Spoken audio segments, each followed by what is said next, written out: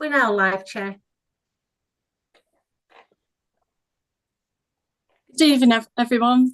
Welcome to Children and Young People's Scrutiny for Calderdale Council on Wednesday, the 8th of November. I'm Councillor Parsons-Hulse, Chair for this committee, and I'd like to also welcome our Deputy Chair, Diana Tremaine.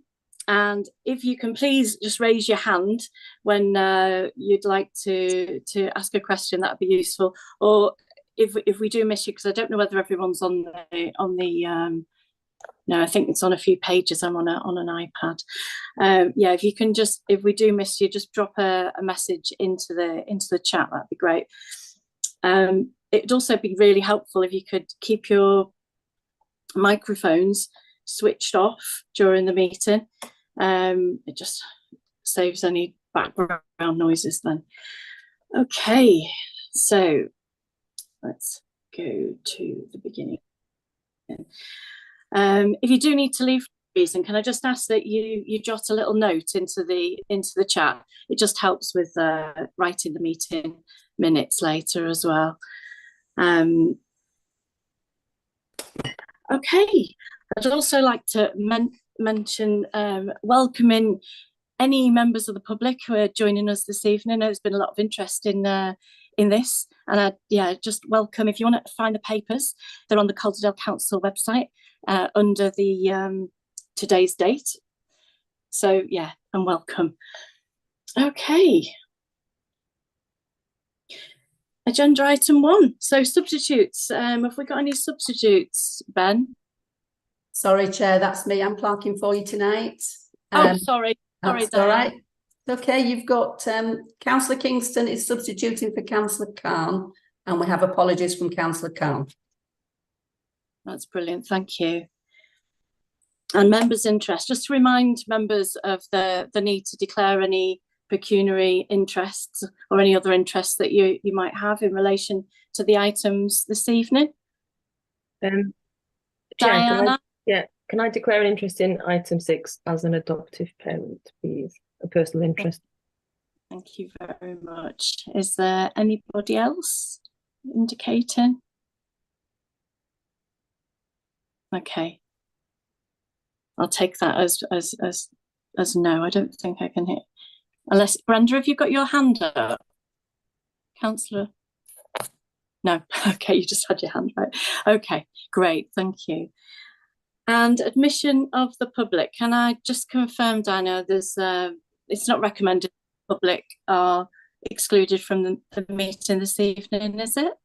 No, it's not, Chair. There's nothing exempt on the agenda. Brilliant, thank you. Okay, let's go on to item number 4, minutes of the last meeting, which was held on the 9th of August. Can I ask, is there any comments thereon?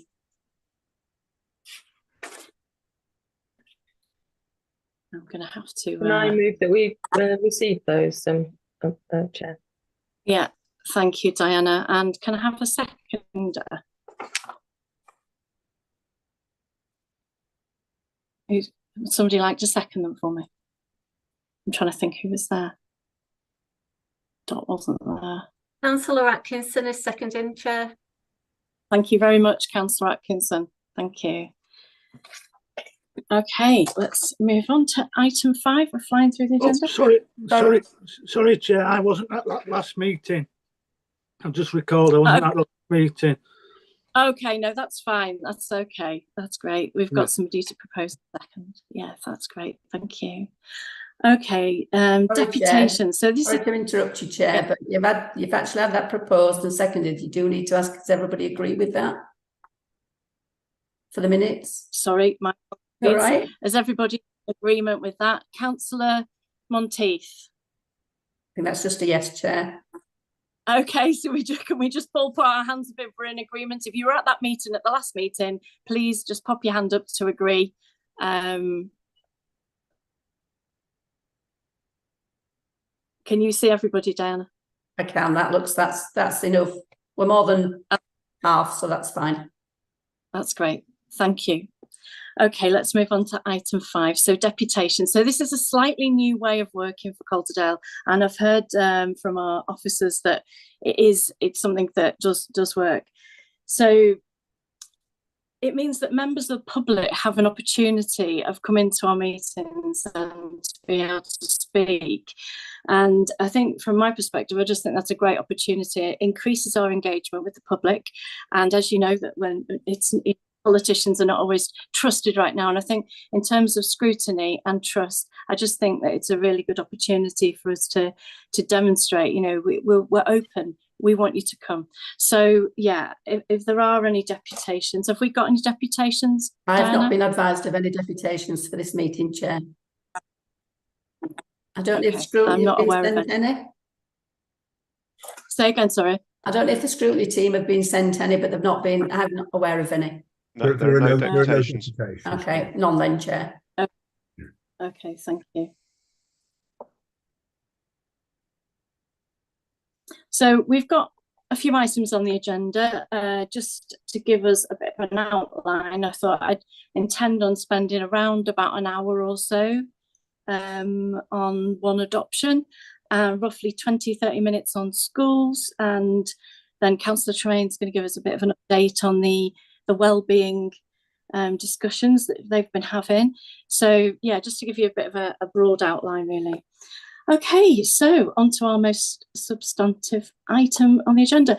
So this evening we're going to look at one adoption performance in relation to Calderdale Council's children and families, and to consider the monitoring and evaluation process in place that's in relation to the adoption service, about the recruitment and retention of prospective adopters really.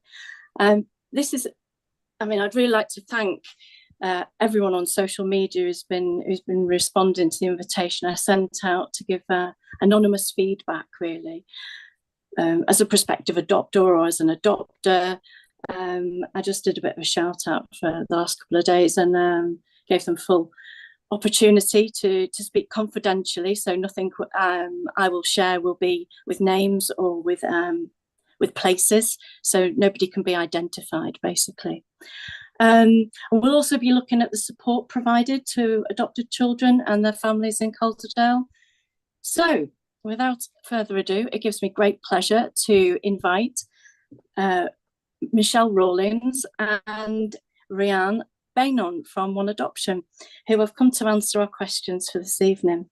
If I just have a little look, would you like to add anything to your report? No, there's nothing to add to the report unless you'd like Rian to talk through a summary of the Calderdale specific highlight report. We thought that might be helpful, but there's nothing additional in terms of information. Okay. Yeah, you could spend a couple of minutes doing that, Rian. Yeah, that's great. Thank you. Sure. Yeah. Hi, everyone. My name's Rian Bainon. I'm one of the service delivery managers with One Adoption West Yorkshire, and I have the lead on the recruitment and assessment of adopters and our adoption panels, and I'm the link with Calderdale, between Calderdale and One Adoption. So just as a very quick overview, the report that we've submitted covers the year 2022 to 23, and so the data in that relates to that year. In that time, there were 181 children adopted in West Yorkshire, not just in Calderdale, and we approved 101 households to adopt. As you can see, there's a bit of a gap between those two. We've always had that. We've always had more children coming through with a plan than we're able to recruit adopters. So we do look at external families as well to meet the needs of the children that we have coming through. We did quite well in that year in terms of increasing the diversity of the families coming through. So we had 21% of the families we were approved were from Black or ethnically diverse backgrounds. With the previous year was 10%. We increased the number of households who were open to looking at taking children on an early permanence basis. Some of you might know as fostering to adopt. And the number of households for sibling groups. We had, so in terms of the children with a plan of adoption, as you can see, we had 21 children in Calderdale with a plan for adoption ratified. 7 children were made subject to a placement order, which gives us authority to place for adoption. There were 14 children placed for adoption within the year, and 86 of those children were placed with our adopters, which was a huge increase on previous years. And we always prefer to place children with our adopters where possible, because they're local to us. We can support them. We know them. We did their assessment. We did their preparation. And we can feel pretty confident in them. So that's a really good figure. There were no early permanence placements made, but there were the children who were previously in the previous year placed as early permanents were adopted, 7% of the 12 children. At the year end, there were 21 children who had an adoption plan but were not matched. Only 6 of those had a placement order, so where we had authority to place those children.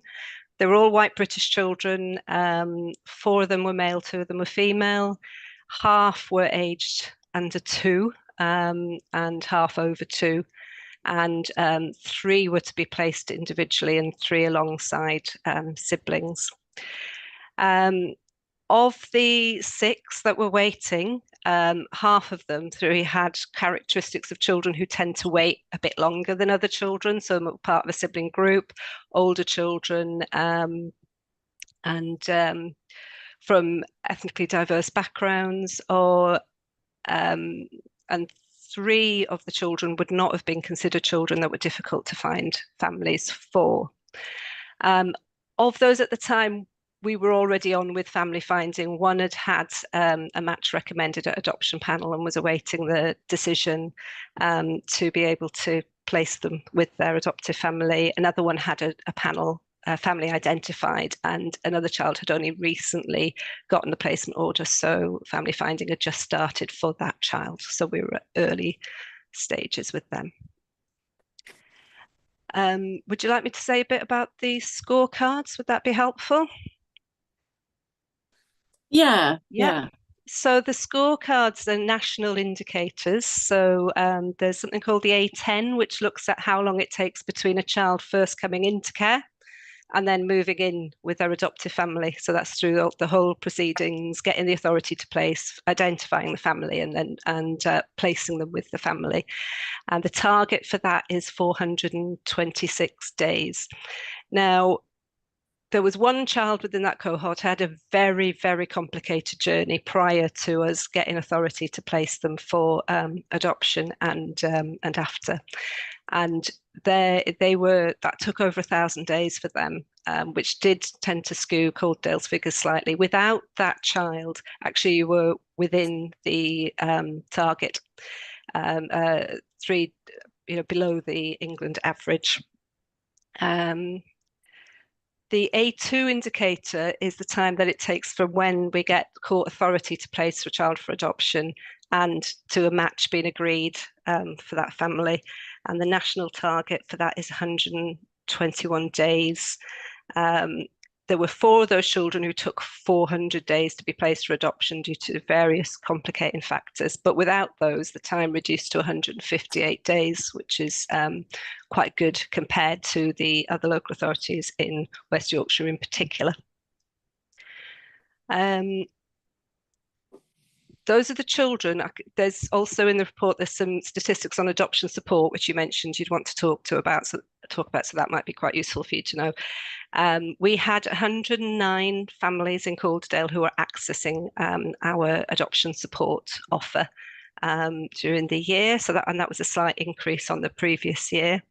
There were 10 families who were allocated to our early advice and support service. There were 31 requests for file access, and that's adult adoptees usually coming to access their historical adoption records. We made 79 applications to the Adoption Support Fund, which is a large pool of money that local authorities and regional adoption agencies can draw on to meet the therapeutic needs of families. And we had in total £341,133 drawn down for Calderdale families in particular. We also provide ongoing connections between children and their birth families, and we processed 586 letters through our letterbox team, 333 coming in, 253 going out between children and their birth relatives. We also have a contract with an organisation based in Leeds called PAC UK, Post Adoption Centre UK, who offer some additional support to our families, including birth families. And we had 66 pieces of work completed with them as well. That's brilliant. Thank you so much. And yeah, thank you for a very thorough report. Can I open it up for questions? Who would like to go first? Councillor Tremaine. I think you knew I'd probably have one or two questions, but yeah, it's really interesting to see the detail of the report. And I suppose I've got a couple of questions around support, and I know other members might have further ones too. In terms of the Calderdale figures, it was interesting seeing that the applications to the support fund approved had gone down and the funding had gone down. That's not necessarily a bad thing. It may mean that there were fewer families who were seen to need that support. So I just wanted a bit of clarification around that, really. Yeah, it can. I mean, it has not necessarily meant that there are fewer families that need our support. That did go slightly up, but not hugely up. But it will mean that actually the support that we're offering, our in-house support that we don't need to apply to the fund for, has met that need. So we've really been working hard to increase our in-house support offer, or core offer to our families, and getting involved much earlier. So we're offering things earlier to prevent it getting to a level of crisis where we're thinking actually we need much more than we've got to offer to support this family. So I think that's quite reflective of the families that, are slightly more coming through, but they're getting their needs met through our core offer. That's what I thought it might be, and I've got a kind of follow-up which relates a little bit. I was fortunate to attend the West Yorkshire One adoption meeting last month, and I know that Michelle spoke about some concerns around kind of ongoing funding for the multidisciplinary team and the support that is offered through that, which is kind of invaluable in terms of reducing potentially the access or the need, not the need, but the requirements for the adoption support fund applications. So I kind of wanted to know if there's any updates or further information around that, or if there is anything that we within Calderdale can do to try and ensure that the need for that funding, which kind of has that early intervention really role, is kind of continued really. So I just wondered if there's any update on that. I'll let Yeah, Michelle I can come provide in. an update on that. So following the meeting of the Joint Committee, Councillor Venner, as chair of the Joint Committee, did write a letter to the head of the ICB around the funding for the multidisciplinary team. There is a meeting taking place tomorrow between the local authorities and the commissioners from each of the ICB places, and they're going to have a discussion tomorrow around the ongoing arrangements for the multidisciplinary team. You're absolutely right. The support that they offer is fantastic, and I think prevents some families needing to access other services, particularly through CAMS within the local authorities. So they are, and they're able to come to it with a really an adoption lens, really understanding the trauma and the experience of adopted children and their families. And so we think having that very bespoke approach and the multidisciplinary approach is really helpful for families. So that discussion will take place tomorrow, and hopefully we'll have a positive outcome from that meeting. Thanks for that, Michelle. Thanks for bringing that up, Diana. I think as a scrutiny panel, I think we would like to support that as well. So if there's anything we can do to make a recommendation, we would certainly happily write a letter as well. I think it's absolutely critical that support needs to be in place. We need our speech and language team. We need our therapeutic intervention, all of those things. And as you say, it's tailored, So yeah, if there's anything we can do, if it would help, then yeah, we would happily to put a recommendation forward as well. Thank you. Okay, I think next was Councillor Hassan. Yeah. Hello. I Can you hear me? Yeah, go for it. Yeah. So just one of the questions I was asking was to the agency was, were there any polls on how happy or fulfilled the children and young people were once they were placed? And if yes, what were the results? We've not That's a specifically hard one done. to answer. It is. We've not specifically done polls with children and young people in the sense of putting a survey out to them. But what we do is, with every piece of work we do, with all the adoption support work that we do, we use something called goal-based outcomes, where we look at where families are at the beginning of the work that we do, and then during and afterwards, and we involve children in those conversations as much as we possibly can, so that we can make sure that we've sought their views, and the work that we're doing is meeting the needs that they have, and the things that they think that need to improve. So we do involve children as much as we possibly can. Within our adoption panels, we have questions that are written by adopted children. We had a group of adopted children who really helpfully put together some questions that they thought we should ask of adoptive parents or prospective adopters, and so we use those questions. So every prospective adopter that we approve has been asked a question that was posed to them by a child, which we think is, really helpful. And we have got groups of we have a teens group, but we also have tweens groups, which is primary age children. And when we're making changes and we're doing pieces of work, we often consult with those groups of young people to ask them their views on the things that we're doing. So we're always looking at ways that we can bring children's views into the work that we do. Thanks for that, Michelle. Can I just check if anybody else can hear clicking in the background? Is that no? You did, yeah. I did. I don't. Yeah, it has stopped now. Yeah, I'm not sure. Yeah, is there anything else you'd like to add? Sorry to interrupt you, Michelle. No, there's nothing else that I'd like to add. Thank you. Okay, thank you. I'm not sure. It might be your microphone. I'm not sure. Okay, who was next? Councillor Kingston. Thank you very much. Excuse me. I think it must have been a relatively recent CYP scrutiny that was out, where I saw data relating to outcomes in adulthood for children who've been in care. A significant percentage of the prison population is children who've been in care. A significant percentage of the homeless population is children who've been in care. So there's clearly a direct correlation between childhood trauma and the experience of separation from family and problems in adult life. So it's very clear that these need addressing. I wondered what data is available relating to outcomes for children who've been adopted of that character. Are there similar statistics about for children who've been adopted?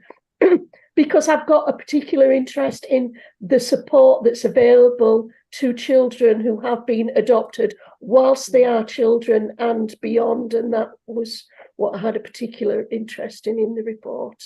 I know two adoptive families, both of whom adopted children not when they were babies, but when they were older children, 5 years old and up, who those children developed behavioural problems, significant behavioural problems during adolescence.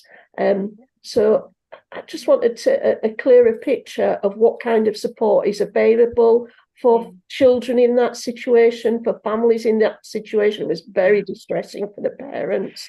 Yeah, I imagine it was. It's really important. Yeah, I mean, attachment happens between 0 to 3, anything beyond that, if we haven't got it, then it's really hard to embed. So yeah, thank you for asking that question. Over to you guys. Yeah, sure. Thank you. Yes, we're very aware of the impact of early trauma, and although you referred to children being adopted at the age of 5, we see it a lot in children who are removed at birth and placed with their adopters very young as well. So there's a lot of things that impact in utero on children. maternal stress, drug and alcohol use in particular. We have many children. The most recent study would suggest that 75% of adopted children are at high risk of having fetal alcohol spectrum disorder, which really impacts on a range of issues for them around development, cognition, behaviour, emotional development, everything like that. So we spend a lot of time early on with prospective adopters, helping them to understand the needs of adopted children and how that's likely to change throughout their childhood and into adolescence and early adulthood as well, so that they can anticipate and accept and understand some of the presentations that they might see as the child grows older. And we spend a lot of time talking about what that is, why that happens, but also what to do. We do a lot of work around therapeutic parenting. We have lots of training courses, from one-off webinars that people can dip into as many times as they want and bring their family along to hear, to more in-depth courses when children are first placed, right throughout to longer-term parenting courses that really focus on trauma and the impact of disrupted attachments on children and a way to therapeutically parent. In terms of outcomes for adopted children, that can be quite difficult to measure because we're not in touch with all of adopted families. Obviously, with looked after children, we are, and we keep that relationship. We don't, when people adopt children, that's them as a family, and they access support should they choose to. Should they choose to access our support, it is here, and I think we've got a really, really good support offer in One Adoption. If they don't choose to access that support, that's entirely their choice, and we wouldn't necessarily know how those children are doing and what their outcomes ultimately are. So getting any national database is really difficult. There is a really good study that came out a little while ago now by Julie Selwyn called Beyond the Adoption Order that gives some really good insight into outcomes for adoption. And the general gist would be that roughly a third are going on as most families would do, with the usual bumps in the road and ups and downs. A third are needing additional support in order to maintain family life and keep things going. And another third are really, really struggling and need more intensive input and support. And we certainly have a lot of contact with those families that need that support from us. But still, in comparison to children who remain in the looked after system, outcomes from that report were seen to be better for children who are adopted. And I suspect from what you've said, the amount of support that's available, including the Adoption Support Fund, and that quick and easy access to therapy and therapeutic support plays a big part in that. Thanks for that, Ria. Councillor Foster. I think Councillor Ashton had his hand up for me. Oh, apologies. Councillor Ashton. Thank you for that. That was very polite of you, Dot. I appreciate it. I just wondered. Sorry, I didn't see that. Not to worry, honestly. I just wondered if there was a tangible reason why numbers of approved applicants to the Adoption Support Fund has dropped from Calderdale-based families. Is that because I find it hard to imagine that the need isn't there still? So I just wondered if there were other support strategies in place or other ways they were finding assistance.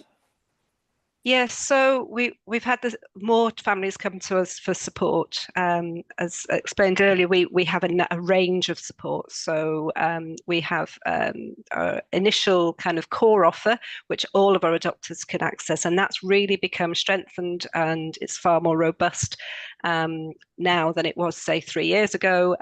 We've got our MDT that Michelle spoke about, a multidisciplinary team who are doing some fantastic work around supporting our families. We do a lot of in-house provision of support to our families. So we would look at that core support and that in-house support before we move towards the need to go to an external provider in order to meet children's needs. So that's always there and available should it be needed. But quite often we're finding that our families are getting their needs met through our core offer before needing to go to the Adoption Support Fund.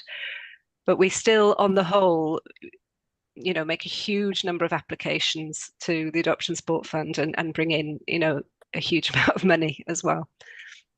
Thanks for that. Councillor Foster, over to you. Thank you. I've got sort of a question and a comment, really. So my comment is about the figures, about the children with plan for adoption, and just really, why are you using percentages of such small figures? It would be easier to understand if you said sort of 12 or 14 or one child for the 7% that you mentioned, which actually works out at 0.84 of a child, I think. So it would just be easier to understand if when you're using when there's such small figures, you know, to use just the numbers of children rather than percentages of them. And the second part really is, can you explain what an adoption disruption is and what you can do to resolve this and what usually happens in that situation? Thank you. I can't hear you, Michelle. So I'll respond to the disruption one. So a disruption is classed as when a child no longer continues to live with the adoptive family that they've been placed with. So it's after the point that a child has been placed, but before the child has been legally adopted. So there's quite a long process. We want to make sure that everything's right, and that the child is settling, that the family are adapting, that we got the right support plan around them to be able to make sure that they're set up as robustly as possible to go forward, you know, once the adoption order is made. And sometimes when children are placed, it's not going so well. So not a disruption would be where ultimately all of the support that's been put in place, you know, hasn't managed to maintain that child with their family, and that child returns to local authority care before they become legally adopted. Now, sometimes it's used to describe situations that happen later. So obviously, you know, there can be at any point after a child is adopted where they might need the intervention of the local authority, and some of them sadly might need to become looked after being adopted. But that's not how we measure disruption. The measure of disruption is between placement and adoption order. We do a lot of work at that time. The child's looked after as well, so the local authorities do a lot of work, and you know, Calderdale will do a lot of work with those families in order to try and maintain that child there. When they do break down, we have a meeting led by an independent chair. So we commission independent chairs to speak with all the parties, to speak to the adopters, to speak with the social workers and any other family members involved, to really try and get an understanding of, you know, how we got there, really, what fed into that. It's not about a blame situation. It's not about saying it's anyone's fault, but it's helping us to learn lessons from what's happened and see if there's anything that we could change about our practice, if there's anything we could do in terms of spotting risk factors earlier. And the learning from that is presented to our staff group and to our panels on a yearly basis as well. Can we hear you now, That's Michelle? great. Thank you for that. No, we can't. No, we can't. We can't hear you, Michelle. I don't know if you want to log out and log back in again, or it looks like she's getting her headphones. I think she took together. her headset off to get rid of the crackle, but yeah. Okay. Okay. So yeah, I just kind of follow up a little bit from what Councillor Foster was saying. So we've got 181 adopted, 22, 23. It's gone down to 161. So that's roughly about 32 children. Meanwhile, we've got 242 children that have got an adoption plan, yeah, and have been approved to. How many prospective adopters have we got? We've got 110 approved prospective adopters. So there is a bit of a discrepancy there. Do you? I mean, on average, if we divide that between 5 local authorities, that's about 22 prospective adopters per local authority for a year. Are you saying you think that's enough? No, we'd love to have more adopters. Right, definitely. okay, so let's just drill into that a little bit then. So what do we think are the barriers then for people coming forward? Now, I've heard, you know, we've got obviously because we've got this perfect person that we're looking for. You know, I've No. seen Not well, there at is all. it Not does- at all. yeah, I well, disagree. okay, you're welcome to disagree. That's okay. But we do have a person that is BMI who's over 25, then they're not okay, which No, does they're actually take it absolutely down fine. quite a bit. No, I'm We sorry, don't where's use this BMI anymore? information coming from? No. So our medical advisors, we have some medical advisors who we seek advice from when applications come through, and they will look at the GP report on individuals, and they'll give us some advice on whether there are any information in that report that means that person cannot adopt because of their health. It's very, very rare Right. that a You're not medical using advisor BMI says anymore. to us. That's changed. No, our medical 'Cause you used advisors to. will use it as a guideline, but they Can you look please at their answer the question? Are you using BMI? Sorry, I felt I was answering the question. But shall I continue? I understand from sorry, I just want to clarify, because other people have said that they use BMI as a way of measuring, you know, if somebody is overweight and you send them off to Slimming World or wherever it is and say, look, you need to lose a couple of stone before you can proceed with the process. Does that not happen anymore? We recently approved people with BMIs in their 30s and 40s, so no, it doesn't happen. We will always have conversations with prospective applicants. Because a few years ago it was. Okay, right. Okay. No, that's we good. always will have Right. those individual conversations with people about their overall health, and you know, their weight and height and things like that will be a part of that, you know, to look at if there are any lifestyle issues that are feeding into that might have an impact on a child or their ability to care for a child through to adulthood. We want to make sure whenever we're placing vulnerable children with new families, we want to make sure that those families are able to meet their needs, and they're able to meet their needs not just now, but see them through to adulthood as well. So any particular health issues and any contraindications, we'll explore with them, and we will often give advice. But you know, we are bringing families through with you know what would be classed as obese and morbidly obese BMIs, who have loads of strengths and lots of things to offer to children. We wouldn't be saying no, absolutely, you can't no, adopt I just agree because totally. of this It's just that number. 5 years ago it wasn't like that. So I'm just clarifying that that's the case. So that's great news to hear. Okay, so the reason why I'm saying that there's a sort of an ideal person is because you mentioned in your background information you're looking for the right kind of adopters. So right kind of adopters wanted. What type of adopters are we short of? And what are you doing to attract and retain those adopters? Okay, so adopter recruitment is challenging all over the country at the moment. The numbers of children with an adoption plan exceed the number of available adopters nationally. This is not a local problem for Calderdale. This is a national challenge. And most agencies would say that the cost of living crisis has had a huge impact on people coming forward to adopt. Obviously, becoming a parent is expensive, and adoption brings with it, you know, additional expenses a lot of the time when you've got children with some additional needs as well. So it's certainly putting people off coming through our doors in the first place. We've put a lot of resource into attracting families. We have a marketing and communications lead whose focus is on, you know, promoting the One Adoption brand, getting our name out there, getting our message out there about the children that we have and what we need. And what we need are people who can adopt our children. So we need people who are open to the wide range of children that we have. You know, we have children with a range of needs. Our children need parents who can be willing to learn and understand about the need for therapeutic parenting.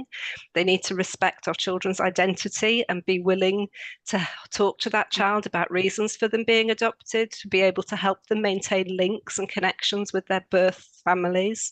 They need to be really flexible in their thinking and robust when it comes to managing some of the challenges of parenting a child with trauma and the impact that that can have on them.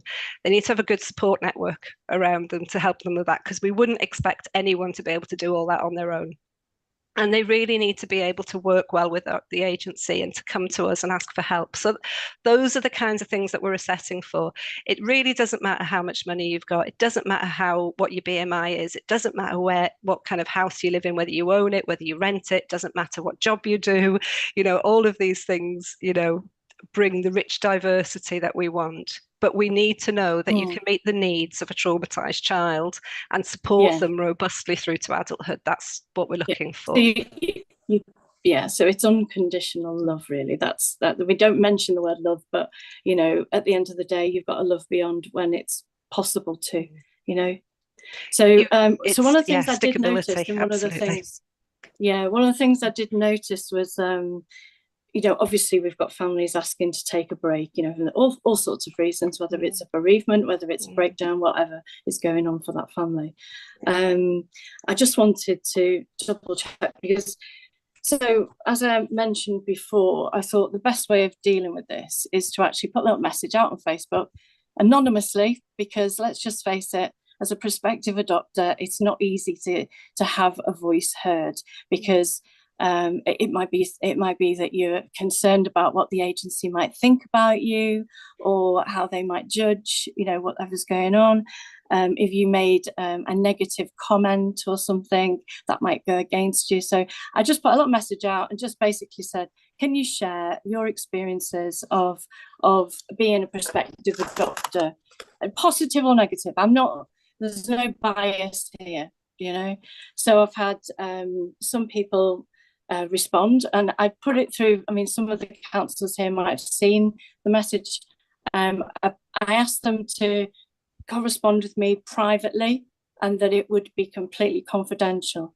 So, and I've also suggested to our scrutiny officers, happy to put a little report together about what we found. It's a 2-day thing. It's not, I'm happy to leave it there. If this is any use to anybody, then I'm happy to continue to look at that. It's something, at the end of the day, we need to find these prospective adopters, don't we? We also need to look at why people are pulling out of the process. So here's a couple of things that people have said. I was really surprised. I expected to be encouraged. I want to make a difference in a child's life, but I've been put off. There needs to be a positive and a negative. I don't know what that meant, but that was the comment. It left me feeling really disturbed. Again, they didn't explain any more than that. I was told the children they had were dangerous. I felt like a criminal under interrogation. I wasn't expecting that. Somebody else said, you feel like you're being told off at school. Now, whether that's something that happened to them and they're just bringing that, I don't know. And then somebody else said, it wasn't for me. I couldn't move forward with it. And I realised also I didn't have enough space in my house. So, obviously we always ask that we need a spare room for a child to move into, don't we? So we don't do that anymore as well. No. I need to make some notes. I need to update my information. Right. That's really sad to hear that. To that person, because they came back and they said, I really, really wanted to do this and I haven't got space in my house. So can you just tell me what people who approached One Adoption? These people have been through. Yeah, these people have been through our agency. How just long an ago? adoption I don't process. know. Yeah. It would be helpful to know if they were, because there are many adoption agencies, and to know, and people do have slightly different criteria at times. So it would be helpful to know if that actually relates to One Adoption. So can I send them back to you then and say that's absolutely not true? I would really like to hear if anyone's had any experience that they feel is discriminatory, that is unhelpful. I really want to hear about that, because that's not how we would want anyone to experience our service. And if that has happened, I'd want to look into it. I have recently just audited all of our families that withdrew or did not proceed into our adoption process. So all of our families that initially came to our information events, or had an initial telephone call with us, or had initial visit from us. And I've been through hundreds of files over the last couple of weeks to look at the reasons why families don't progress. And I felt quite reassured after doing that. So most families who withdrew temporarily. So it was a case of, after having that discussion, they felt, you know what, actually, we need to get married, we need to finish the work on the house, we need to do things, and we're going to come back. And quite a lot of them had come back.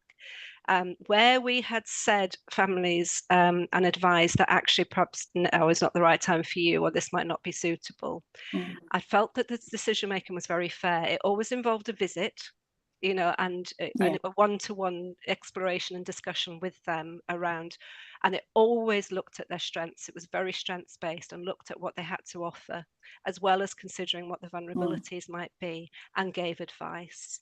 I felt quite reassured about the decision making that was being made at our front door at that point. And that's something I continue to do on a yearly basis, to look at that and make that's sure great. What we're doing at the front door is fair for people. You know, we need people to adopt. Not everyone can adopt. Not everyone is suitable. Not everyone is able to meet the needs of vulnerable children. But I feel that is explored really fairly with people, and they're given very clear explanations that make sense as to why now might not be the right time. Yeah, that's brilliant. Thanks, Ron. Mike or Diana, who had the hand up first? Mike, I think. Right, Mike.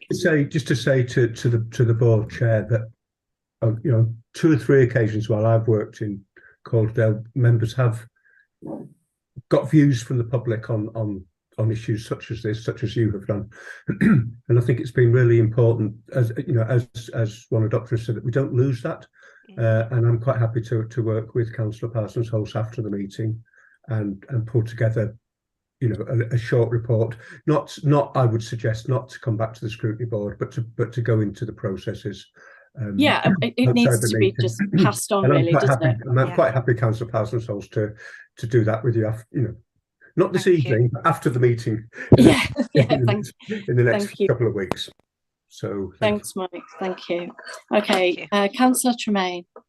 Yeah, hi. Just a quick point, I guess, about the kind of figures around children who are looked after, and in terms of families, because obviously a lot of those children aren't in a position to be placed for adoption for various reasons. I don't know if Julie wanted to come in on anything around that, but obviously, in a way, what we're talking about links really strongly with fostering, and for example, our need to recruit more foster carers and things. So it's a complex situation, isn't it, in terms of our children who are looked after, and what the right thing is in terms of what they need. But I really appreciated what Rhian was saying just now about the feedback and the kind of you know, looking at and making sure that people feel they can express things. I think that's really important, because it's a challenging process, obviously, and you know, for everyone involved, I think. So yeah, but I appreciate that. But I just wanted to raise that about the figures.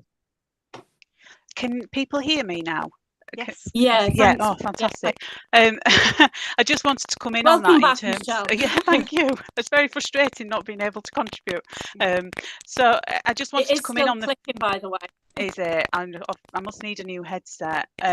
In terms of the support and the feedback, we do an annual survey to all our adopters to ask them for feedback, which is submitted anonymously, so people are able to give us feedback without us knowing where it's come from, which we hope gives people the opportunity to speak freely in terms of the service that they've received from us. The other thing that we do is we commission Adoption UK to work independently in the area, and we have an Adopt a Voice coordinator, and his role is to reach out to adopters in the region. They've got Facebook pages and groups that they use with over 1,000 members on, so whenever we want to change something and we want to develop something, then we're able to consult with them, and also we're able to get feedback from them around the services that we're delivering. So I think we've got some really robust avenues to obtain sort of independent feedback around the work that we're doing, and obviously the information that you have will be really valuable in terms of adding to that, so that we can look at the issues that are being raised. Yeah. I have been given permission to read a couple of well, one particular long one, which was from a deaf family. I don't know if this is any use, but I'll tell you what I'll do. I'll put it in the report okay, I don't want to spend all our time going over all of these. I'll put it in the report. It's basically, you know, saying that they didn't end up, they couldn't adopt because this person was deaf. And I know that, you know, we do have diversity, as you've just said. You know, you've increased your diversity in your recruitment. So, you know, it might be that some of these people's experiences are from a while ago, and we've learned from that and we've moved on. You know, and I fully accept that, but I just want people to have a voice, because there's nothing worse, is that, you know, than feeling that they haven't had their voice heard. Okay, one of the questions I have was around emotional attunement. Is that something that, first, I'm using jargon, sorry. For those who don't work in psychotherapy, it's the ability of basically recognising and responding to somebody's emotions, whether it's a child or adult, and being able to validate their emotions. So you're really seeing that person as that child as, and really reading the emotional cues. So I was wondering if, obviously, you know, it's basic stuff like body language, isn't it? When we all do it without realising it sometimes. But I think as a social worker, I'm just wondering if you, as social workers, do you actually get training about emotional attunement? And is that something that you model as a social worker when you're in an assessment process? Okay. So nearly all of our social workers are trained in DDP, which is dyadic developmental psychotherapy, which is a Dan Hughes model of therapeutic work with families, particularly suited for fostering and adoption families where there've been disrupted attachments, etc. And a big focus of that is on emotional attunement, and particularly under the PACE model. The E stands for empathy, Yeah, the A for I'm aware of acceptance. Yeah. So I know you will be sorry. There might be people in this room who don't know what PACE is. So yes, all of our social workers. Apologies to anybody, we are getting a little bit jargony. So yes, all of our staff have that training.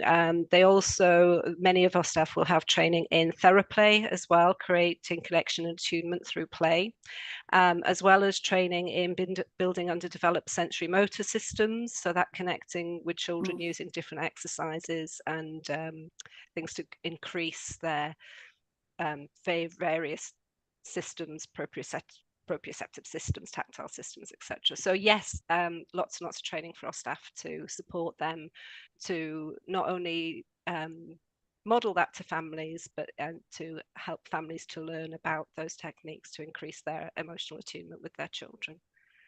Yeah, that's brilliant. Thank you. I think it was Julie next. Julie, would you want to come in? Thank you very much, Councillor Parsons-Hulse. Yes, I just wanted to pick up from Councillor Tremaine's comment about the type of carers that we're looking for, because we've been exploring a bit tonight and busting some of those myths about you can't be a certain weight or you need a certain room. And I think Rianne's done a really good job of setting out, you know, the kind of flexibility and you know, the type of carers that we're looking for, because I think people think if you want to look after a child, whether it's adoption or fostering, you have got to fit a certain mould. But you definitely don't. And a lot of our recruitment campaigns and our posters and videos are really trying to kind of spread that word of lots of different types of families, same-sex couples, people from all different walks of life and backgrounds for short-term fostering, long-term fostering and adoption. And you've all got roles as community leaders, particularly in your ward membership role. And I know you're in contact with a lot of people in your community. And we really do need people to come forward and look after Calderdale children, some for adoption, but some for fostering, but also for our unaccompanied asylum-seeking young people who I think Children's Scrutiny are very aware that young people are being dispersed around the country who are coming in through the port. So we're always looking for people who are prepared to offer a young person a supported housing placement as well. So it was just to stress that point, really, that, you know, there's a wide range of caring opportunities. If people are interested in Calderdale, everything is on the Calderdale website. I'll drop a note into that on the chat as well. And One Adoption have got their own recruitment campaigns and things, obviously for the 5 West Yorkshire councils too. But I just wanted to bring that to members' attention. Thanks very much, Councillor Parsons-Hulse. Well, thank you, Julie. Yeah, I was reading in social work today the alarming figures. The children's care providers are making over 300 million profit last year. That's a hell of a lot, you know, and we're paying for placements for what, 10, 12 grand a week. It's you know, really, I mean, yeah, this affects everybody in Calderdale. It affects all of us because we'll pay council tax, and the nightmare it is for Julie and her team to work out who's going to go where at what price. You know, we can't continue at this level, can we? Councillor Foster. Thank you, Chair. Yeah, I'm just reading further through the report about the adoption panel, and I'm really pleased to see that there's a panel members training day every year, which sounds like it's a really positive thing. One of the subjects covered is brain-based parenting, and I would love to know a little bit more about that, because quite frankly, as a parent, I quite like to have a brain sometimes because it feels like mush quite often. Yeah, something like that. And also, what was it that you took into account with the learning from the child practice review into the death of LJ? What did you learn from that, and what can we put into place to make sure that we are never in a situation like that one? Thank you. Yeah, great. Okay, so the first bit, brain-based parenting, I actually delivered that training, so I'm probably well placed to let you know about it. We cover brain development, how brains develop, and we particularly look at how the stress response system, so your typical fight, flight, freeze, but also other things that can happen, dissociative responses like fawn and flop, to help parents to understand not just what might be happening for their in their children's brains when they're faced with a stressful situation and they might find it hard to regulate their feelings, but also what's happening in their brain as a parent when they're faced with a stressful situation and find it hard to regulate their feelings. So we look at that. We look at the kind of experiences that children might have had and how that might have contributed to them having a very small window of tolerance that they can be easily pushed out of, and the kinds of behaviours that they might see when that happens.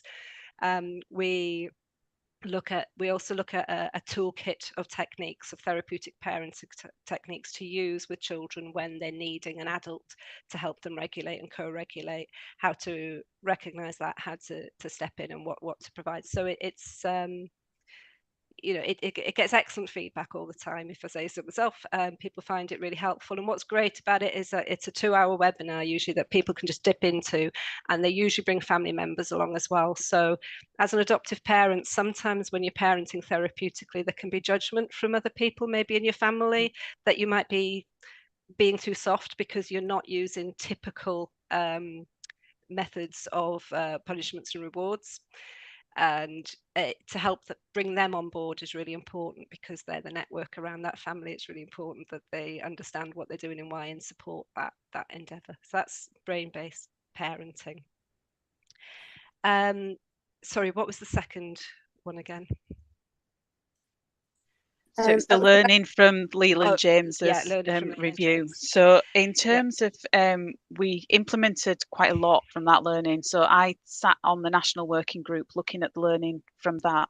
And we were able to introduce network meetings, which was something that we hadn't done before, which is bringing together the network of support around prospective adopters during the assessment process, to talk to them around the support that they will offer to prospective adopters when a child's placed, but also to talk to them about their responsibilities in terms of that child being a looked after child, a vulnerable child, and highlighting to them their role in safeguarding the well-being of that child and raising any concerns if they have them.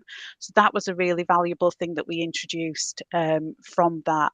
We also increased the number of references that we take up. So previously we asked for 3 references as part of the assessment process. And so if that was a single person, it would be 3 references, and if it was a couple, it would be 3 references, whereas now it's 3 references per applicant. So if it's a couple, then we seek 6, and we feel that's more robust in terms of really getting to know our applicants through the people who know them best in their network, and it just adds more perspective.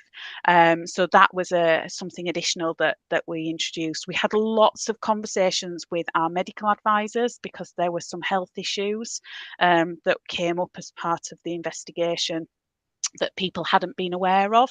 So we had conversations with our medical advisors locally around how we could make that a more robust process, how we can follow up with GPs if we're not satisfied with some of the information that we have, or there might be gaps in the information, and also to seek references from independent counsellors if people have sought independent support for their emotional health or their mental health, to make sure that we're getting references, which wasn't something that we had taken up previously. So I think there was a lot that we took out of that in terms of looking at reviewing our processes and making sure that they are absolutely as robust as they could be. There was some really helpful learning from that for us. There was particularly some helpful learning around existing children in the household and making sure that their views are gathered, not just during the assessment of the family, but also after a child has been placed, to be checking in with those children as well, and their schools, once a child is placed, so that any information that, from them is heard. And rechecking in with all of the referees prior to making that application for an adoption order. That sounds like a very robust process. Thank you so much. Has anyone got any other questions? No? Let me just check on the other page. No, there's nobody coming up. So I think 2 main things that have come out of it is we really, really want you to get some funding from the ICB. So if there's anything that we can do to support that, then please, I mean, I'm more than happy to write a letter to support that application. From what you've explained today, you guys need that to be able to continue the work. The other thing I would really like to see in the next 6 months is, please can you come back and tell us that you've got some more prospective adopters approved? That would be fantastic news to all of us, especially Julie. We definitely need those children in families as opposed to being in care for obvious reasons, mainly because of the attachment we've discussed. These children need loving families around them as opposed to being in care. Okay, thanks ever so much for your time, and Diana sends you a message. Thank you very much for your time. You don't feel the need to have to stay. Go and get your tea. And I look forward to speaking with you again. All right, thank you guys. Thank you. Let's move on to. All right. Let's move on to item number 7. Okay, schools. Thanks very much, Councillor Parsons. School buildings maintenance. I just want to check whether Richard Morse is. Yeah, Richard is there. I'll let Richard introduce. Richard here. Yeah, I'll let Richard introduce himself to you first. Hi, Richard. Hi, hello. I'm Richard Morse. I work in Children and Young People Services, and I look after school admissions, schools capital, and PFI, amongst other things. So tonight I'm invited to talk about our school estate and its current condition. Lovely, thanks, Richard. Richard has been in the position of overseeing the school estate from many different aspects over a long period of time, and Richard works really closely with our Department for Asset Management, as we know it internally in the council as CAFM. So a lot of the capital work is done, and a lot of the kind of repairs and the kind of practical day-to-day work is done from the regeneration side of the council. But Richard works hand in glove with them. And you've asked for a report this evening on an update on the school estate. And obviously there's been quite a lot of national concern about RAC and whether we've got RAC in our buildings, and Richard's covered that in the report. I have said, Councillor Parsons-Hulse, that Richard will just do a few bullet type of kind of nuggets of oversight for you as a starter, because I'm sure you'll have lots of questions and things you want to talk through with Richard. So I'll just hand over to Richard. Thanks, Thank you, Julie. Yeah, the paper's intended to give an overview of the condition of Calderdale School Estate, and to explain at a high level our approach in the management of that estate and where we prioritise our spend, and of course give opportunity for any questions that members might have. The paper, as Julie said there, is no doubt prompted by some of the national issues around rack panels that we've seen. Thankfully, I can say that we don't have a big issue locally in that regard. We do, however, have an ageing school estate and some significant challenges in managing that. There is some good news. We've got a dozen or so schools that have been the subject of successful bids in the school rebuilding programme. So that will hopefully ease the burden when we actually get to the stage of delivering that programme. And as a snapshot, to give an idea of the condition issues, we've got around 25 to 35 million of priority condition needs, and we receive around £1.4 million a year to deal with those issues. So that gives an idea of the scale of some of the issues we face. We've outlined in the paper our approach to prioritisation of our spend. And in essence, we're taking a safety first approach. So anything with a health and safety aspect to it, we'll look to prioritise in our interventions. So finally, I guess if there's any particular questions around those issues, I'm more than happy to try and answer those for you. Councillor Kingston. Thanks, Richard. Thank you very much. Right, so it's let me find it. Battle through my papers. 1.12. You've just mentioned it. That within the next 5 years, you identified £23.3 million worth of work that should ideally be undertaken, and that could, because of inflation, construction costs rise to £34 million. But then you go on to talk about the funding that we've won, which amounts to some 100 million. And I wondered how much of that £23 million need is covered by that funding that we've won, or is all that £23 million of need outside the remit of that funding that we've won? And if it's outside it, what the hell are we going to do? Yeah, okay. That's a really good question. Thank you, Anne. Good question. There's a number of aspects to that. First of all, I'd say the 25 to 35 million is a snapshot. It was the condition when we last surveyed. It's very difficult. It's a pre-tender estimate, really. So we don't know what the true cost would be until we went to market and we'd set out the scope of works. The reason it's not perhaps quite as transparent is because if you do any works, you need to do site investigations beforehand for the presence of asbestos. So you might go in to replace a boiler, for example, and find that you've got to remove some asbestos before you can replace the boiler. So it's a very sort of broad estimate of the kind of condition issues we face. So we did, knowing that we've not got enough money to address all of those issues, we're constantly looking for opportunities to bid for additional investment. So we have a dozen or so schools that have been nominated for and successfully nominated for the school rebuilding programme.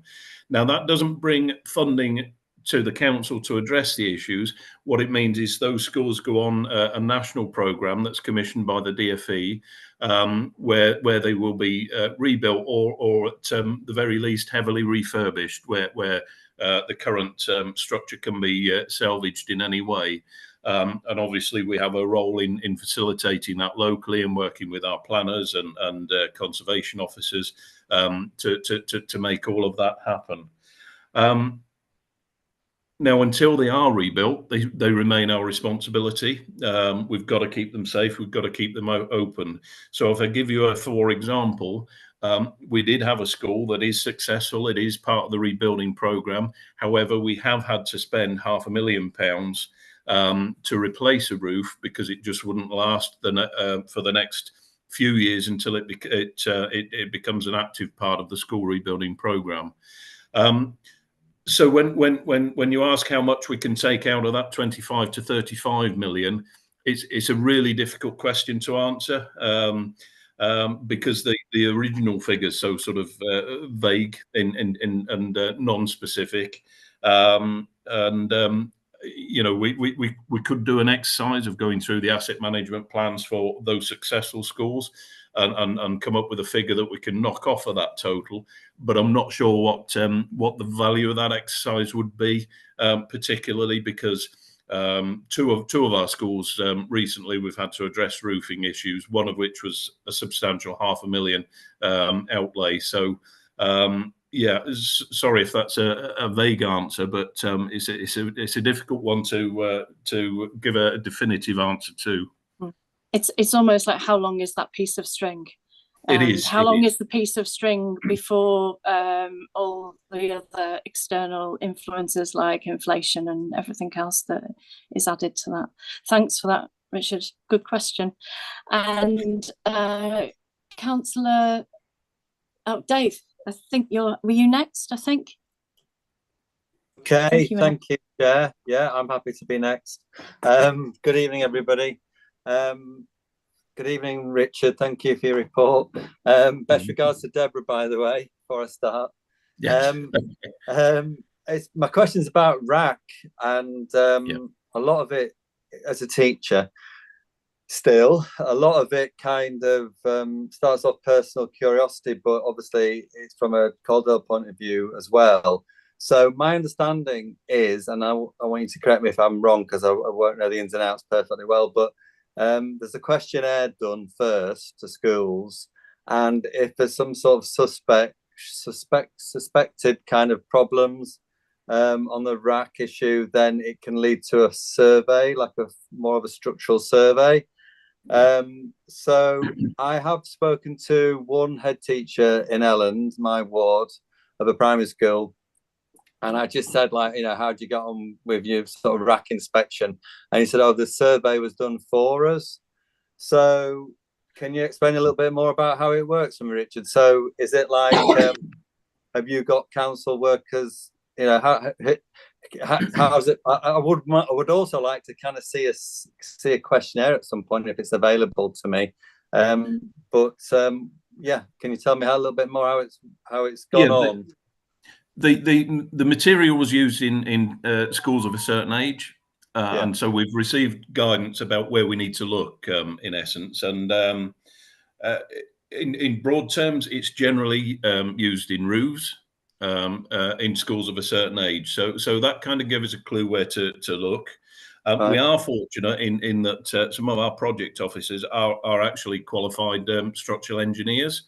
And so we've done a combination of things where the schools are our responsibility, so community schools in essence, and we've got the responsibility for the safety of those. We've been out to schools, all schools that met that age criteria, and we've had a look at the roofs, and we're satisfied that we don't have any rack panels present in any of our roofs in schools that we're responsible for. There is in the guidance something that we've asked for clarification from the Department for Education on this and their advisors, in that it is possible for it to be used as a material in walls and floors. Now, our advice is that is highly unlikely, and the advice we've had from external consultants is that it's unlikely that it would be in walls or floors if it wasn't used as a material in the roof. So we've asked if it's a safe presumption of the DFE and their advisors to say, if we've not used this in any of our walls or in any of our roofs, is it safe to assume it won't be in walls or floors? Because if it is, it becomes a much more complicated issue. in that it will be concealed and you won't be able to identify without intrusive survey, i.e. drilling the wall to see what it's made of. And that obviously is quite a time-consuming and complex affair, because you've got to test for things like asbestos before you can start drilling floors and walls to see if there's that material. So what I'm saying is I'm fairly confident as we can be, that we don't have an issue in Calderdale. If the advice from the department comes back any different, and we need to investigate further, then we'll certainly investigate further. Thanks for that, Richard. Are you happy with that? Is that okay, Dave? Obviously, I'm happy with everything Richard says, but I just got a further question, if you don't mind, Chair. No. So just to get him straight in my head, so if what you're saying then, Richard, is we've targeted schools on an age criteria, but if a school's, and you said some of our council employees are kind of structural surveyors, if you like, or skilled in that sort of area. So if a school's had a questionnaire done for them, is that a written questionnaire? And is that one of the schools that wasn't targeted on an age-related reason? If you just see what I mean, I still need. Yeah, the questionnaire went from the department to schools that are autonomous of the council, so academies. So they were asked to fill in the questionnaire, and then we responded on behalf of our schools, our community schools. Right.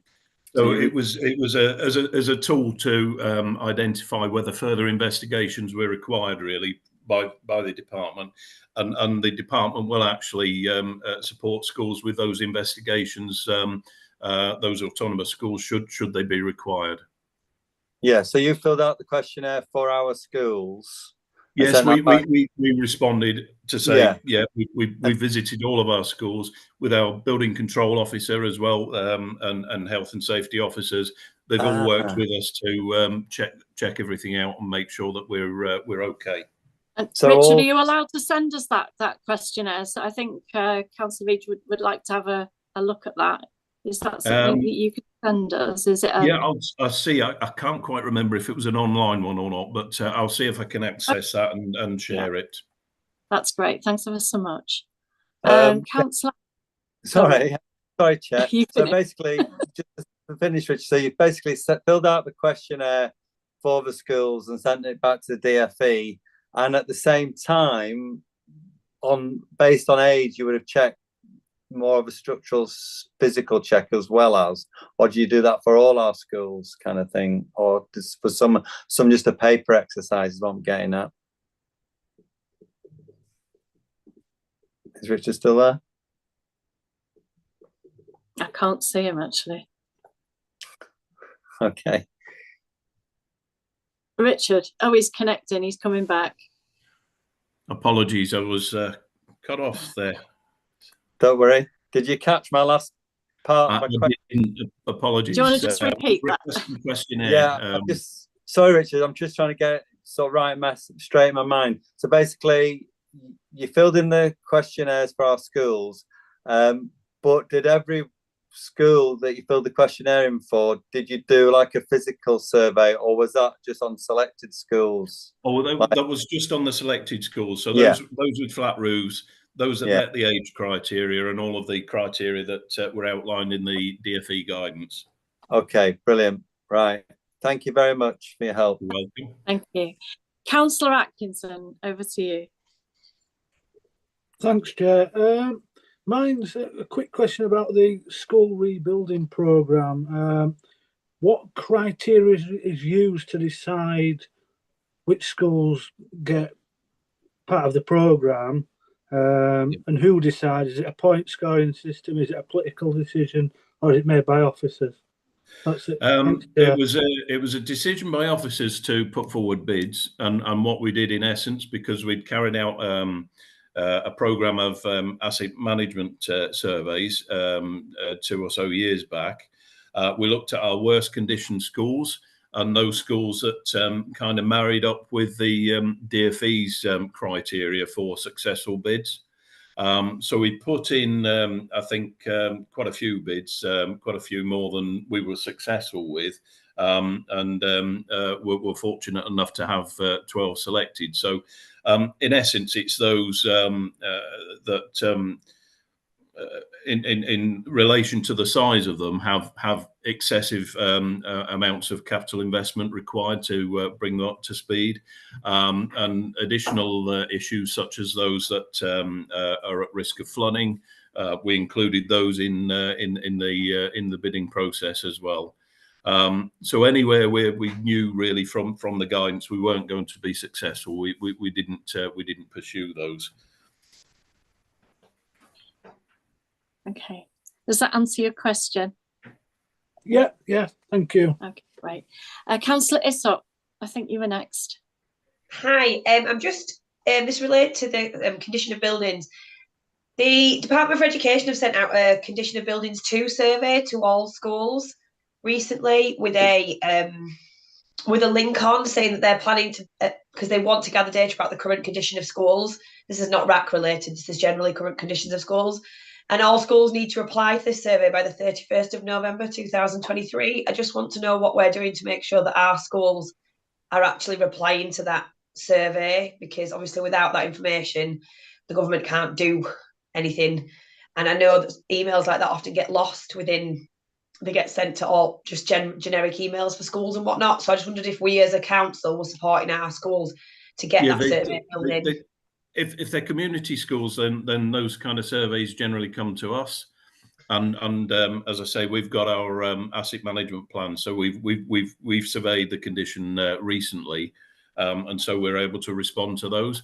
But for schools such as academies, they will need to respond directly to the department on those condition issues, and the diocese obviously respond on behalf of any voluntary aided schools. So have we filled that in then? Because it only came out to schools at the end of October and the deadline is the end of November. So I just wanted to make sure that I'd need to check, colleagues. There's a number of surveys related that are quite routine that come out, one on the condition spend and one on the condition issues.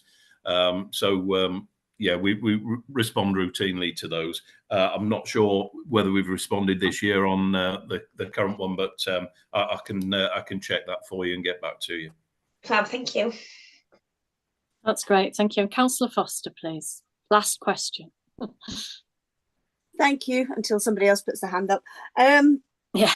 So I've got sort of a query about timings, really. It's great that so many schools have been selected for the rebuilding programme. It's noticeable that they're all in Calder Valley, but we'll let that one go without wanting to get political on it. But my question is, how long do you think it will be before the money starts coming through to rebuild those schools? And how much do you estimate we're going to have to spend sticking them together or preventing them falling apart in the interim? And do you foresee that causing problems? I mean, for example, is the are we going to have major issues with any of the schools that are on the rebuilding programme falling to bits before we need to replace them? I think inevitably we're going to have issues with some of them. I'd mentioned earlier that we'd had to spend $500,000 on a roof. That school was part of the programme that was scheduled for 2027. Our worst condition schools are in the 2025 band, so we've still got a number of years to keep them running, and that's the start of the process, I would say. So it's probably a 2 or 3 year process from the get go till we're actually on site and actually delivering anything. So yeah, we've got an issue. We've got to make sure our schools are safe. How much we'll spend, it's impossible to say, really. We know what the overall condition is, but we don't want to obviously replace boilers if we can get by with the existing boilers on a patch and repair kind of approach until such time as we're ready to go in the programme. But scenarios such as roofs, we can't avoid that. We've got to keep the building safe and operational. So yeah, again, sorry if it's a vague answer, but it's difficult to be specific. Yeah, Well, thanks. Thank you. It does surprise me that well, I suppose it doesn't surprise me actually that the process is so long-winded. But it would be great if we could speed it up a bit. I mean, sort of 5 years essentially. Is that because of procurement? Sorry, Doc. Is it because of the procurement process, Richard? It takes Yeah, it's a combination of things. To be fair, to procure a new building, it's a multi-million-pound contract each time. So the procurement rules are, you know, you've got to go to the market. The DfE will do the procurement. I should hasten to add on this, but they've got to go to market all through a framework, and then of course you've got you know, the legal appointment and contracts to sign. So generally speaking, you know, from our own experience, we know it does take 1 or 2 years in the lead up to actually getting started with the building. And then when you're on site, you know, they fly up. They're usually done within 12 to 18 months.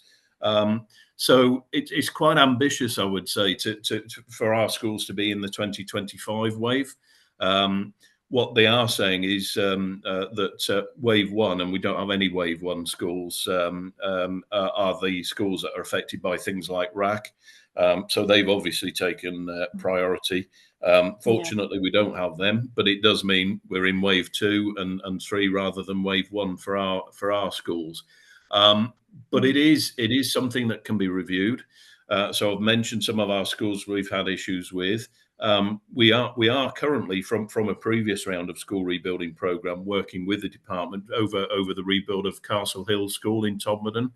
So we've got close links there, and we are liaising with them and saying, look, the condition on this one's deteriorating. Can we move it up the pecking order?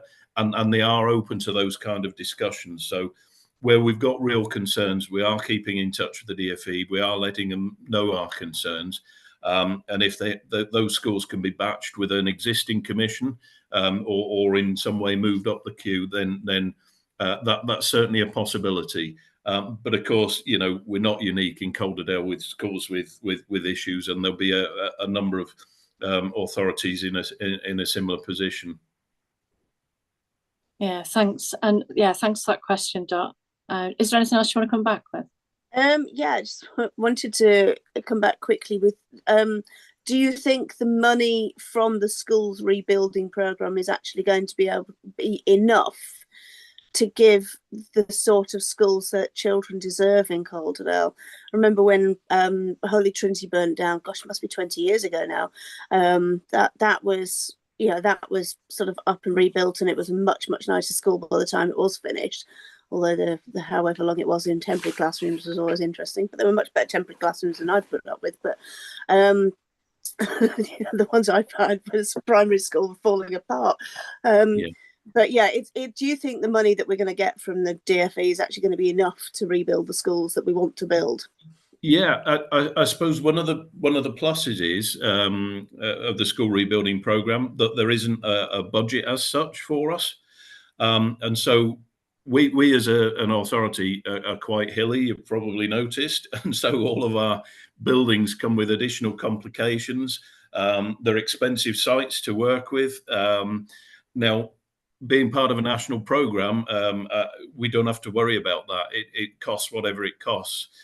Now, there may be some associated costs for us because it is a rebuilding programme. So if we've got current sites that aren't suitable and we've got to acquire additional land, then that will be something that we as an authority would have to fund. So it's not going to be cost-free for us, but what we will have at the end of the programme is schools that are built to modern standards. They're carbon neutral, so they will be extremely energy efficient, solar panels and air source heating, all that sort of thing. There'll be standard, you know, we're losing undersized classrooms and getting standard sized classrooms. Yeah, they'll have all the bells and whistles. They'll be fit for the 21st century. That all sounds really exciting, Richard. And yeah, thanks ever so much for joining us this evening. Is there anything you'd like to add, Julie? No? Okay, great. Thanks ever so much, Richard. All right, we'll move on to the next item. So the next item this evening is our Deputy Chair is going to give us a bit of an update on the detailed review that we're doing on emotional wellbeing for our children and young people here in Calderdale. Over to you, Councillor Tremaine. Thank you, Chair. Yeah, just a quick verbal update before we kind of get into the next phase of this. As I'm sure people will understand, this is quite a large area to be looking at. So we've kind of been covering quite a lot of initial visits, meetings, looking kind of right across the board, including, for example, a meeting we had at North Point, looking at kind of the various providers around open minds, what was known as CAMS, that kind of provision, referrals, some of the challenges, some of the ways that's working well. We have also been looking at how this impacts on schools, so both staff and young people, parents as well. I recently attended a lively meeting of primary heads who fed back lots of the issues that they are dealing with very passionately, and it'll be no surprise that funding issues are some of the problems that were the problems that were being raised in terms of schools and in terms of the meeting we had at North Point. Referrals around neurodiversity, SEND provision, those kind of other aspects were all kind of related and clearly overlapping with some of the kind of aspects that we're looking at in terms of emotional well-being. We've also had a visit today, and I know that other members of the team, Ben and other members, have been visiting a variety of youth provision, because that's one of the other areas that we want to look at. So we're trying to get a really broad overview of the areas where this comes through in terms of the need and in terms of what's been doing well as well. So we're currently undertaking a number of school visits. I went on one just before half term, including going along with Naomi from Public Health, which has been really helpful, because there is some kind of pilot work going on in terms of linked to kind of family hubs and the sort of intervention work that's going on there. One of the things that's coming through, I think, and again, probably not a huge surprise, I think, is that role, the challenges, but also the role of early intervention and the sort of positive impact that can have, faced alongside the challenge of lack of budget. So one of the things I think we'll be needing to look at, I'm hoping, can you hear me okay? I had a little glitch then. Yeah, okay. Everyone froze, but I think that was probably me. Yeah, one of the things that I suppose we're looking at is, we can make recommendations, obviously, from this review as a scrutiny board, but they also need to be challenging recommendations, but also realistic in terms of the fact that we're very unlikely to suddenly find huge amounts of money. So we need to think about, are there recommendations that are aspirational, but also recommendations which are perhaps about, are there certain things that can be done differently? Are there different ways of looking at things? Is there good practice that we can learn from and share? Not just, this isn't just about what the council does, it's about all of the other organisations that we're working with to kind of deliver on this. So a little bit of an overview, a plea for, we have got a number of people on the group, a number of members. If you're not on the group, but there's something, for example, a school in your ward that you think, or a youth provision or something happening that you think would be really useful to visit, we're very open for members to get involved and to recommend and to kind of take us to look at things. So if there's something you know about or something that you've heard about that may be particularly relevant, do get in touch. But we would like members of the review group to come on some of the other visits that we're planning. We've got one, if anyone's at a loose end, on Friday at London Primary, the London Church of England Primary School. Got another one in a couple of weeks' time at Tomberton High School.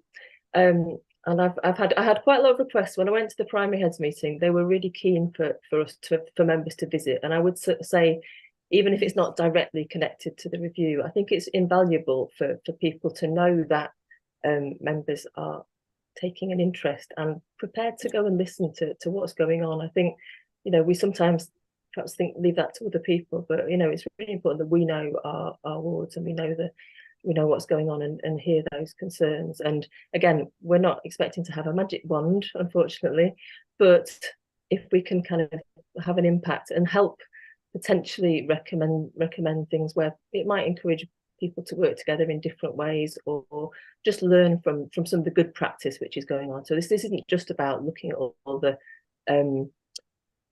challenges and the problems. It's also trying to find really helpful ways of working together that we can learn from. Dot, you just put something in about times and dates. Please, can we have the times and dates so that we can attend if we can? That's a good one. Can we just have a list as well of who's on the review panel? Who's in your team, Diana?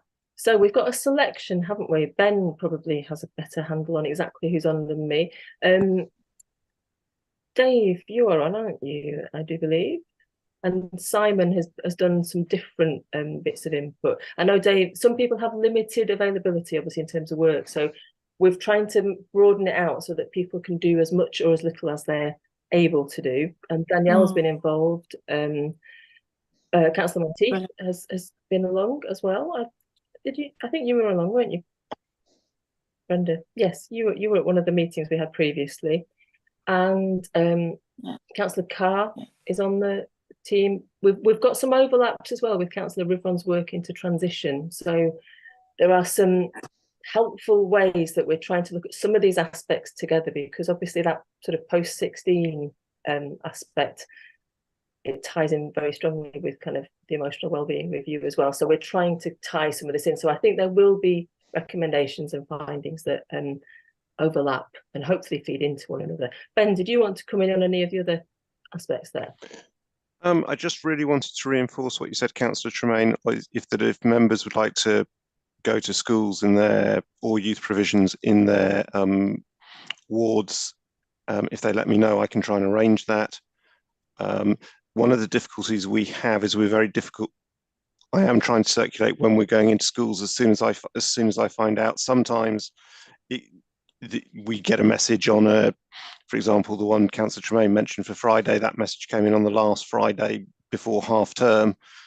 And so we're still slightly finalising details of that with the head teacher, and schools are a little bit difficult. We are, for example, I've had an invitation for members to go to youth provision in Rastrick on the 20th of November in the evening. If anyone would like to attend that, we're looking to go to the Unique Hub in Pelham. Similarly, the difficulty I have is as soon as I get a date, I will circulate the dates around to members. But if members have a particular interest in going to a particular location, if they would like to let me know that, then I can liaise with the location to try to ensure that particular member goes to that particular location as best as I can. Thank you, Ben. Yeah, we'll make sure that dates go out that we have got. But yes, so we're hoping I mean we're aware that this could go on forever, and obviously it's not allowed to. We'll make sure that we don't let it. But we will bring things together, and hopefully we're hoping to do this before the end of this council year. So we're probably looking at March, I think, to bring this to the board, February, March. And there may be recommendations which kind of say there is further work to be done, and these are things that we could look at for the future. So we're aware that this is an ongoing area which is very unlikely to suddenly kind of be resolved easily. But you know, we're also very aware from speaking to people just the challenges that people are facing and that young people are facing, because that's the priority of it. It's how is this affecting children and young people, and how can we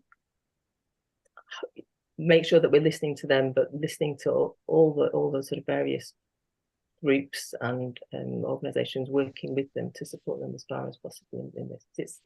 It's a key, you know, this is long-term impact. You know, we've been talking about it in relation to adoption and things as well, but you know, that kind of long-term impact and sometimes very small interventions can actually have a massive impact further down the line, can't they?